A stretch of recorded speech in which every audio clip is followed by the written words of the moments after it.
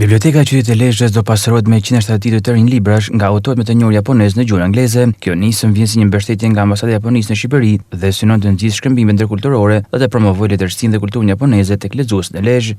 Ne të shkëmbejmë kulturën dhe traditën tonë. Gjithashtu faleminderit dhe për gjithë mbështetjen e vazhdueshme. Për ne është shumë e rëndësishme që kemi patitur librash sot, sepse flasim për një gamë të gjerë të historisë, kulturës, artit të Japonisë. Dhe siç e dimë, normalisht ka një kulturë të hershme dhe për më tepër me vlera shumë gjaja. Ndaj është shumë e rëndësishme që ne i kemi dhe absolutisht është një dhuratë e vlefshme, jo vetëm si titull librash, por ndërkohë për ta parë si uratë të reja bashkëpunimit të Shqipërisë dhe Japonisë. Në ceremoninë e dhurimit të librave ishte e pranishme dhe ambasadori japonez në vendin tonë, e cila u shpreh se bashkëpunimi me Bashkinë e Lezhës vijon dhe u mundson lexuesve që të njohin më shumë Japoninë.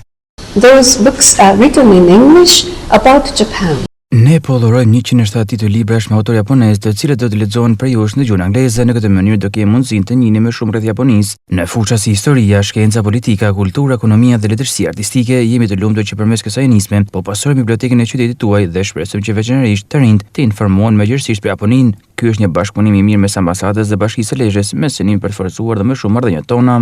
Që për vit 2022 kemi pasur dhe bashkëpunim ekonomik me këtë bashki dhe jam i bindur se ky partneritet do të vazhdojë gjatë për të qëndruar pranë njëri tjetrit.